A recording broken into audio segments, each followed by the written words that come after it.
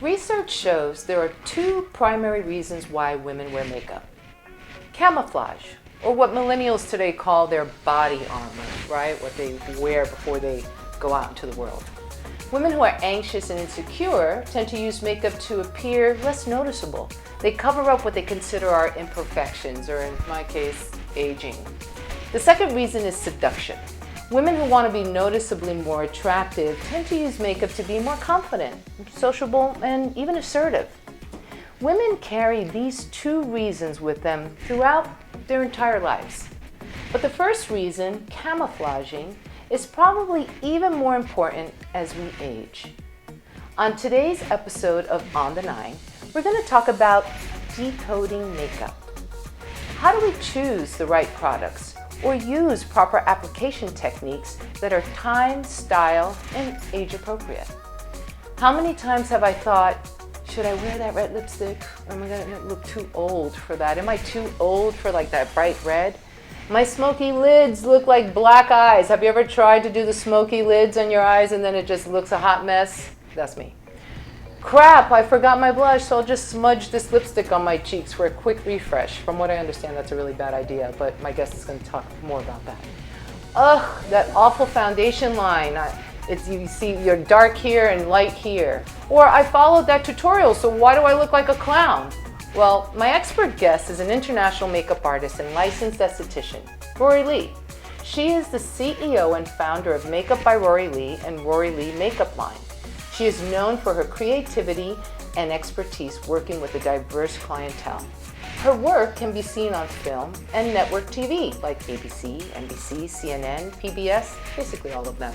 And she has also worked with NFL Films for 2 Super Bowls and the Miami Heat. So, let's get started. Hey Rory, how you doing? I'm good. Thank you so much for inviting me to be here today. Well, thank you for being here. I'm really excited to have you here. Thank you. I have a bunch of questions to ask you today. Oh boy. Okay. So obviously we want to get to know more about you and what you do. But you know, when I started preparing for this show, I sent out a survey to a bunch of women, family and friends, and some acquaintances, and I asked, you know, what do you want to know about? And, you know, if you were to watch a show, what are the kinds of things that you would like that show to talk about, woman to woman? One of the first things that came up was makeup, especially from the older set of women, right? From that like 50-something-year-old, 60-something-year-old. Yeah, I'm almost there too, trust me. A few more months, I'm 50. But, you know, the questions were like, how do I apply the right makeup on my eyes, especially because my lids are starting to sag, right? And so you're sort of losing that, I guess, definition, and it's not as easy. They're finding themselves doing like this so that they can get the eye makeup in the crease, right?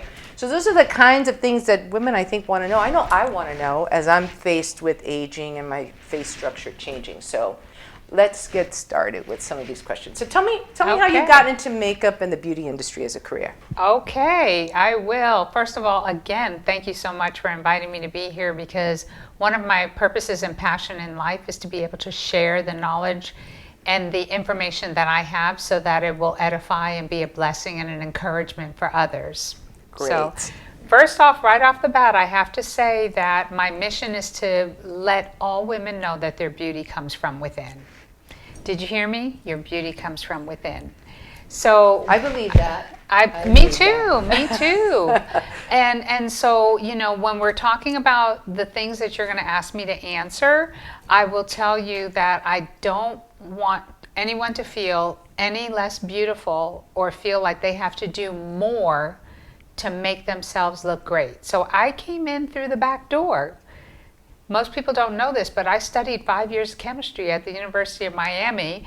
Wow. And I had no intention whatsoever of being in the beauty business. I was going into the science field and product and research development, management training and research development. I was in the wardrobe industry and then fell upon the cosmetics industry from the skincare and skin treatment sector before I realized that God gave me a gift to paint faces. Wow. I have to say I'm surprised. I've known Rory for quite a number of years here in Miami. I had no idea about the chemistry part. That's an eye-opener, so you learn something new every day. So that's pretty interesting. It is. It's like creating a tapestry of life and realizing that all these years, the different shifts and educational paths that I've taken, I'm utilizing it now to help women look their absolute best. That's great. And men too, because men's grooming is a key thing out there. Yeah, and I think more men over the years, with the whole metrosexual phase that went on for a while, that whole fad. But I think men are more conscious of how they look. And men that are aging, I know quite a few that are just as concerned as I am about the effects of aging. Absolutely, Yeah. absolutely. They shave, so they're exfoliating consistently, and therefore their skin looks a little healthier because of that. But the guys that are in front of the camera, they need to learn how to take care of themselves as well, because HD is not a friendly thing. No, absolutely not. That's why I had my makeup artist here today help me out. Absolutely. All right, so why do you think makeup is so important to a woman? I feel that, and I'm speaking in general terms, but I feel that it is a way for a woman to look into the mirror and feel her absolute confident best. I also feel that looking in the mirror, sometimes what a woman looks at and what they see is not what the world sees. We tend to be a little bit more critical of ourselves than others see us. I agree. I don't know why, but it's something I think we have to work on. Yeah, I just did that today preparing for this segment. Everyone is walking around saying, "Oh my God, you look so great," and I'm looking in the mirror, I'm like, why? You're kind of thinking, I'm starting to pick out the flaws while everyone is seeing such a beautiful, makeup, makeover, sort of say. So let's talk about camouflage, or what, the millennials today are calling their body armor, right? When they get up in the morning and they head out into the world, there are certain things that they put on, right? Their makeup, I guess, their clothing becomes their body armor. The activities of the day dictate how much armor we layer on our face to be battle ready, right? I find that in my everyday life and what I do in my professional career as a marketing executive, if I'm having a meeting with a lot of important people on the team, I wear more makeup that day. Versus if I know I'm going to be sitting in the office kind of just pounding away at reports behind a computer all day, mascara and lip gloss is probably about enough. I feel comfortable because I'm like tucked away and hidden. So, what does battle ready mean to you when it comes to makeup? Well, first and foremost, in today's day and age with, mask wearing and virtual work, we do have to wear a little bit more, especially if we're in the middle of a Zoom meeting. I feel that it's important that we represent ourselves as best as absolutely possible. Unfortunately, some women do have to do some camouflage and do have to do corrective makeup measures because there's certain concerns that they have with their skin that need to be taken care of. There's a lot of sun damage that's out there. For many years, we didn't realize how important it was for us to wear a broad spectrum sunscreen. And so we've got sunspots, we've got age spots, we've got hyperpigmentation, hormonal changes as we get a little older, that changes the complexion and the texture of our skin as well. So when I think about, battle makeup or camouflage makeup, then that's a different story. But I said all of that to say this: each woman has a different definition of what they really need. And that's a personal opinion. There's no right or wrong answer. And I'm a minimalist. At 62 years old, I feel more a key ingredient for me is to take care of my skin with skincare and skin treatment as opposed to wearing makeup to cover. And my philosophy is, especially with teaching young girls with my nonprofit, Our Girls Enrichment Program, that makeup was designed to enhance a woman's natural beauty and her natural features, not try to camouflage and hide it and change it. Right. Can you believe she's in her 60s? This is like, take her advice is what I'm trying to say here. That's why she's on the show today. Thank you. All right, so it's not just about the makeup, it's really foundational. So you're touching on that, right? So how do you treat and nurture the skin to prepare it for makeup so that makeup enhances the natural beauty? And right? You say foundation, no pun intended, right? Right, exactly. Because foundation is the beginning, but skincare, prepping, and priming is key. And I feel like it really doesn't matter per se the type of makeup that we're using or the type of skincare and skin treatment that we're using as we take a look and become more knowledgeable. And Google is our best friend. Like my kids always tell me, if you want to look something up, just Google it. And that's what they say, the millennials, just Google it. Well, back in the day, we didn't have Google. We had to look it up in the encyclopedia, and we had to do a lot of research and development. That card catalog at the library. I remember it well, yes. Oh, yes. I forgot that. You're so right. But it's looking at the ingredients, looking at the products that are necessary to take good care of our skin. So the preparation and the priming, so that we're deep cleaning on a consistent basis and really getting in there to make our skin as clear and as clean as absolutely possible, number one.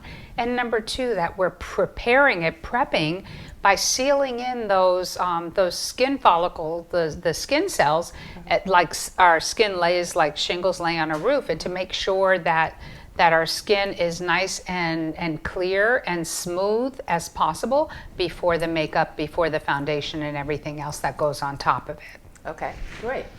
All right, so older women often ask, right? And I did that survey, as I said, I got a lot of feedback from women in their 50s, 60s, and even 70s, my mom. Older women often ask, what is the right type of makeup for me? How do I apply eyeshadow and liner when my lid is starting to sag, as I said earlier?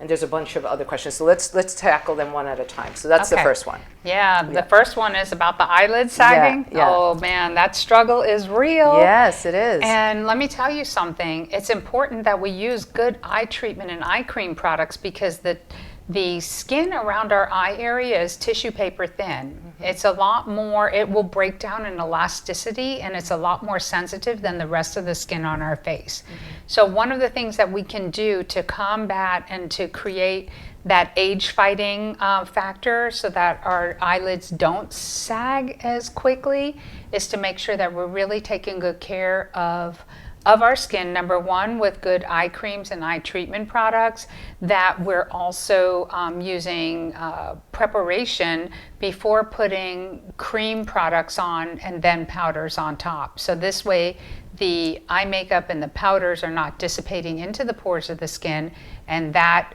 kind of causes us to want to pull and tug. And we shouldn't do that, because once that elasticity breaks down, it's very difficult to gain it back. Okay.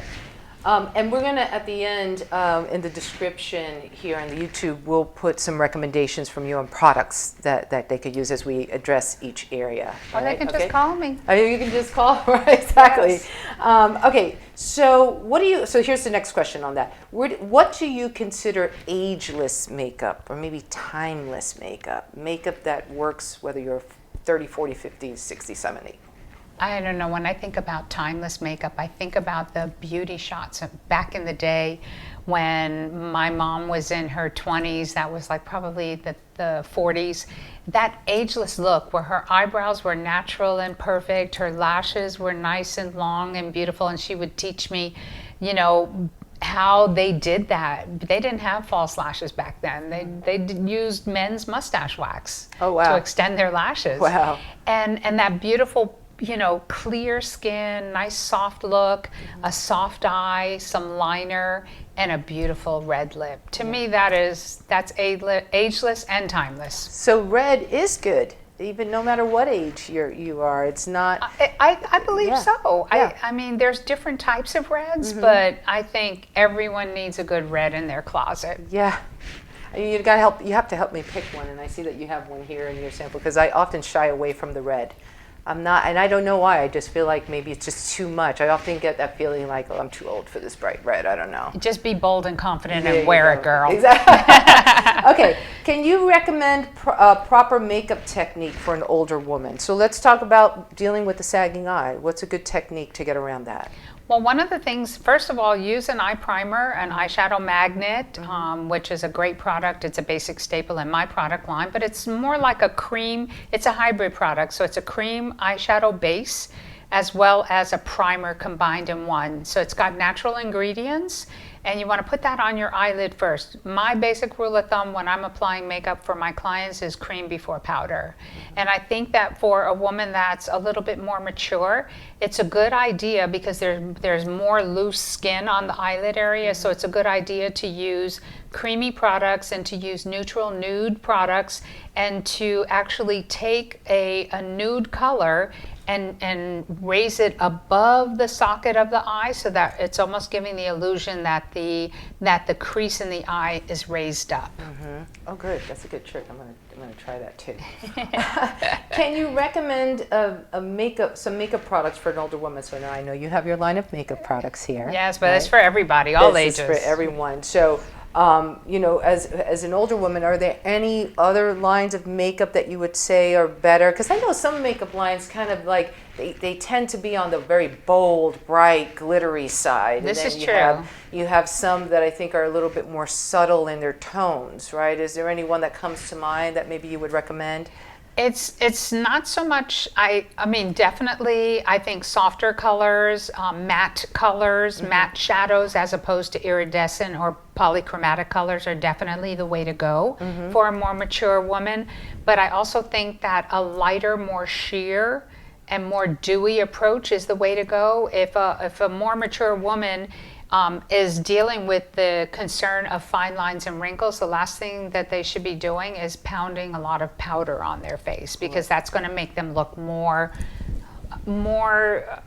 Well, I it don't, gets I don't want into to the say more creases, yes, right? more matronly. Yeah. So you know what I mean? Yeah. I'm being respectful and loving, but at my age, I mean, Yeah. it is what it is. And people notice, because I've had that happen personally, where I tend to layer on the makeup because, like I said, I have meetings or something special going on, and then the next day I'll have a fresh, clean face with just a little bit of lip gloss and mascara, and people at the office will be like, "Oh, actually, you look pretty. Like you look better almost without all the makeup." Probably because the foundation, the powders, and everything are kind of accentuating whatever aging process is happening. I think it's better to use like a BB cream or a CC cream, or even if you're using a cream foundation, mix it with a little moisturizer and only put it where it needs to go. Right.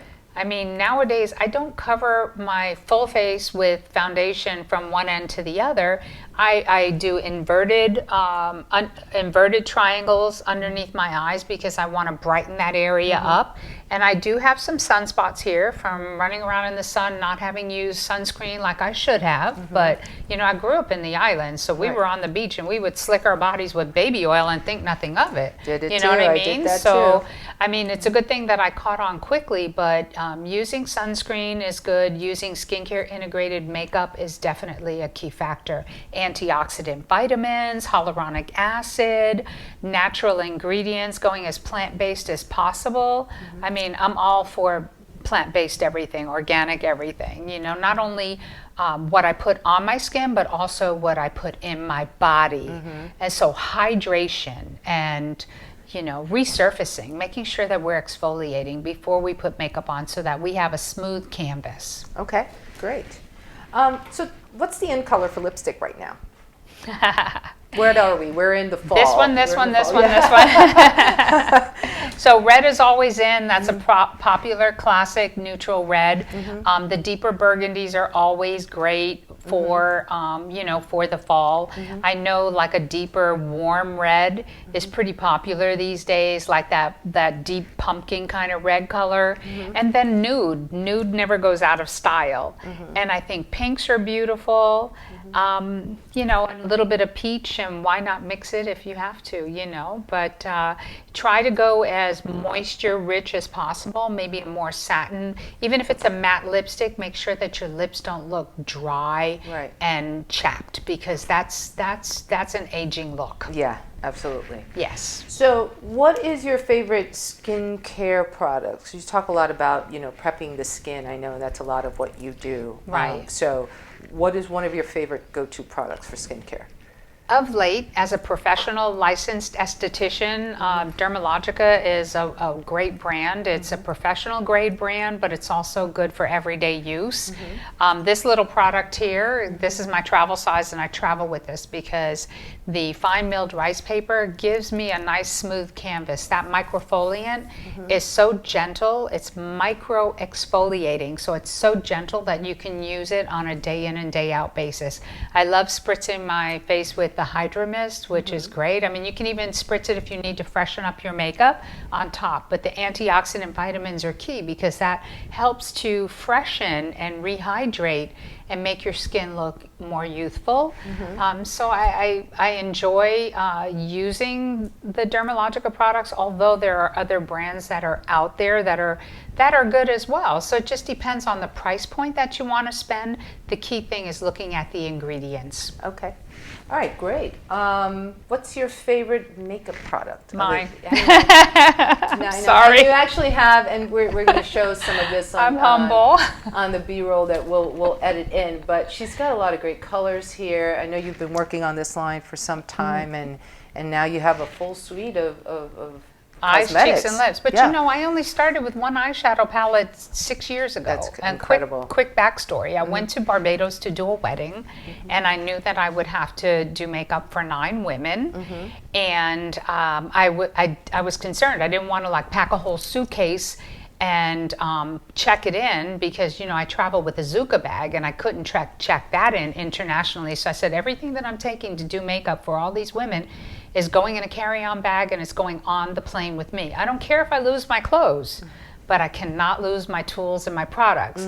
So I scaled everything down and I recreated my kit to fit in one carry-on bag. And I had an epiphany moment when I was because it turned it into a vacation, and I'm sitting there on the beach in Barbados and I'm thinking, why do I travel with 15 palettes of eyeshadows when everything that I needed was in this little carry-on bag? So I started at that point to create this product line that would be hybrid products that like could be used on the eyes and the cheeks, or you know, products that can be used multifunctionally. Instead of using 3 or 4 products, I can use one product. And not only did it help me and inspired me to create the one eyeshadow product that was the hero product that we launched the line with only 6 years ago, but it also allowed me the opportunity to gain ancillary income to support my nonprofit mission. That's fantastic. Thank you. Incredible story. And Thank now you so much. You've done so well, not just only with your makeup line, but you have actually a team of makeup artists. Incredible people. Milo I'm so grateful. is one of them. He did my makeup today. So grateful. And you know, you have a lot of people that you have as a resource that you put on the road on great projects and productions and that. And you've 6 years. You've come a long way. Yes. I know you've been working at it longer than 25 in total, but it seems like you've had your burst just in the last 6 to 10 years. Yes, you're right. Yeah. You're right. Yeah. Yes, we've known each other for at least 15 or so. More, I think. Yeah, that's true. So but you know what? God is good. That's all I could say. Yeah. I know. I love that cross. Thank Speaking you. of, did you see? Check out her cross. It's like Thank pretty you. amazing. Okay, what are the 5 key cosmetics every woman should have in her cosmetic bag? Oh my gosh, only 5. Only 5. Okay, now for each lady, you know, there's one key thing that they can't live without. For some women, they have to fill in their eyebrows. For other women, it has to be an eyeliner. For other women, they've got to put their mascara on no matter what. And before COVID, with wearing a mask, for me, it was lipstick. So, you know, because I can camouflage my eyebrows with my glasses, but I always loved a bright, fun lip color. To me, I felt prepared if I put my lip color on, because I hate chapped lips, and I was out the door. So lipstick or lip color, although lip balm is important because you want to moisturize your lips as well. I love filling in my eyebrows because some days I wake up and one eyebrow, they're sisters, they're not twins. So one eyebrow looks this way and the other eyebrow looks that way. So, and then again, you talked about the sagging thing. So this one side, I've just got to like, I work in a med spa with medical aesthetics and they're like, oh, just one pinch right there. And I'm like, oh, I don't know if I'm going to do that, but you know what, to each his own. But it's hilarious. So lipstick, eyeliner, mascara. You said 5, right? 5. Okay, so my mineral blush can be used as eyeshadow, so that would be 4. What would be my It doesn't have to be 5. I was kind of giving you a little bit of fluff, a little bit cushion. Well, those are to me, those are my essentials. Those Okay. are my essentials, and maybe some sort of a cover up that, like, my foundation is a concealer. Right. So, and it's one easy thing. So Okay. it's layerable, it's buildable. So if I need more coverage, I'll put it on, and if I need less, I'll put it on. So maybe that. Okay. Maybe those 5. All right, great. Thank you. All right, so what do you recommend any woman begin doing today, regardless of age, to protect and care for her skin, right? Because we talked about, like, back in our day, we used to put baby oil to take sun, go to the beach. crazy as that sounds, but it's true. And I was guilty of it and suffered many burns because of it. And now I'm sort of, really suffering over that because as I'm aging and getting close to 50 now, the sunspots and all, I'm starting to see the results of doing that damage to my skin. Yes. So, 20-year-olds should be doing what today? Broad spectrum sunscreen. Protect the skin against those UVA and UVB rays. Number 1, first and foremost. Second of all, making sure that you're using a good skincare routine where you're double cleansing.